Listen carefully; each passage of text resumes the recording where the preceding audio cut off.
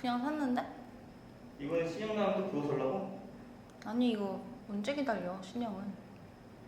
IT도 패션이다.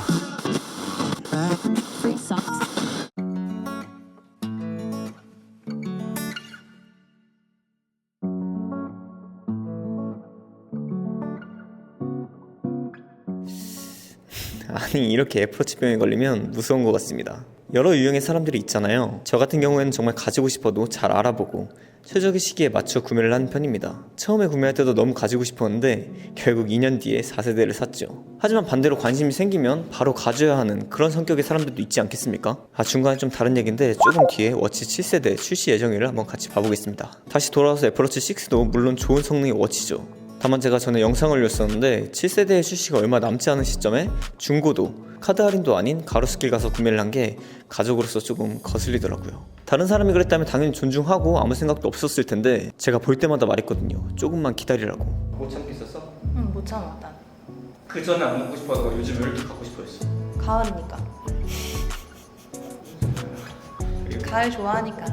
끝이야? 응 끝이야. 그것도 그렇고 난 손을 많이 사용하니까 핸드폰 꺼낼 시간에 알림 같은 거나 이런 거를 워치로 확인할 수 있으니까. 더군다나 출시일이 임박한 거 이외에도 워치 7에서 달라질 점이라고 하면 디자인에 있죠. 이 디자인이 바뀌는 건 굉장히 큽니다. 저는 제 지인분들한테 항상 말을 하는 게 결국 워치의 디자인이 바뀔 때 바로 사는 게 가장 덜 지루하고 가장 오래 쓴다고 이렇게 말씀을 드려요. 애플의 경우에는 거의 모든 제품들이 매년 디자인에 큰 변화가 없고 성능과 색상만 조금씩 바꿔서 출시를 하죠. 그리고 3, 4년 주기로 디자인을 풀체인징을 합니다. 애플워치의 경우에는 3년이죠. 1, 2, 3가 같았고 4, 5, 6가 같으니까요. 항상 말씀을 드리지만 제가 여전히 잘 착용하는 이 워치는 4세대 제품입니다. 전혀 지루함 없이 구형의 느낌도 없이 잘 사용을 하고 있죠.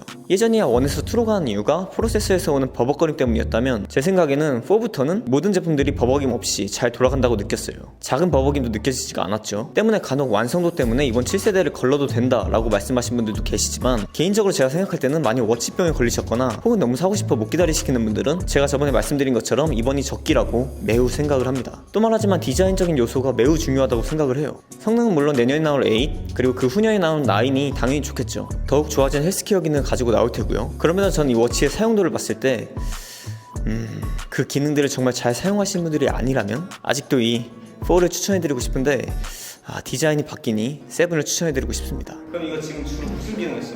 나는 핸드폰 찾을 때, 핸드폰 없을 때 막 못 찾을 때 알림 이런 거 괜찮고, 그리고 뭐 장을 보거나 할 때 가방에 있을 때 뭐 진동 소리나 벨 소리 같은 거 못 들을 경우 핸드폰 진동이 워치로 느껴지니까 그때그때 급한 전화 같은 건 확인할 수 있어. 그런 거는 되게 유용한 것 같아. 따로 뭐 어플을 다운받아서 사용하거나 나는 그런 거 잘 모르니까 기본 어플?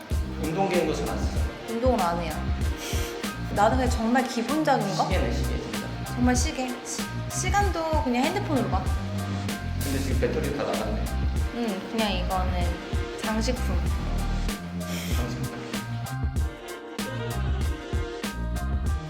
하지만 7세대가 출시를 해도 구매를 바로 하기에는 조금 예외인 분들이 계시죠. 그 예외인 점은 바로 이번에 혈당 센서가 탑재되어 나오지 않을 거다 이런 말이 많죠. 그럴 가능성도 높아 보이고요. 때문에 당뇨가 있으신 분들은 1년 정도 더 기다려보시는 것도 좋을 것 같습니다. 정말 필요한 기능은 사용을 해야 되니까요. 이번에 갤럭시 워치 4를 사용하며 갤럭시 워치도 이렇게 발전을 하고 있구나를 느꼈습니다.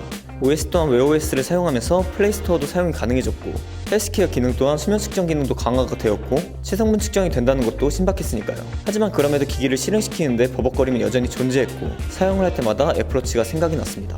물론 갤럭시 워치도 앞으로 프로세서의 발전과 함께 더욱 좋아지겠지만요. 그런데 가격 생각을 한다면 적절한 것 같기도 하네요. 삼성도 애플워치와 같은 가격으로 출시를 했다면 이보다는 더 좋은 성능으로 만들 수 있었겠죠. 그래도 갤럭시 워치와 애플워치는 비교군이 아니라고 생각을 합니다. 갤럭시 워치는 갤럭시 사용자들에게, 애플워치는 아이폰 사용자들에게 각각 사용하신 분들이 정해져 있는 거니까요. 이 얘기는 나중에 이 갤럭시 워치 4 사용기에서 더 많은 얘기를 해볼게요. 그럼 영상 마무리하기 전에 애플워치 7세대의 마지막 출시 예정 정보를 알아볼까요? 얼마 전에 이런 얘기가 나왔죠. 애플워치 7세대의 생산이 잠시 중단이 되어서 출시 날짜가 뒤로 밀릴 수도 있다는 말이 얼마 전에 나왔는데요. 앞서 말한 디자인이 전작과 달리 전면 개편이 되어서 생산에 있어 복잡성이 있다고도 하고 부품을 설계하고 조립을 하면서 문제점을 발견했다고도 합니다. 때문에 양산하기 전에 이 문제를 해결해야 하니 생산을 일시 중단을 했다고 하네요.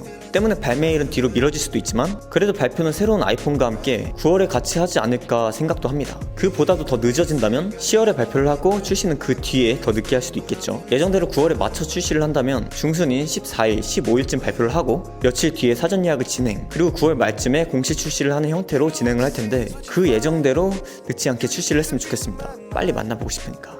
저도 올해 역시 애플워치 7세대를 구매할 것 같고 이번엔 정착을 할 것 같습니다. 다만 에르메스 버전을 살지 아니면 일반 스댕 버전을 살지 그게 좀 고민이 되네요. 그리고 리뷰용으로 나이키 버전 또한 구매를 할 것 같고요. 그러니까 구독을 해주시면 좋을 것 같습니다.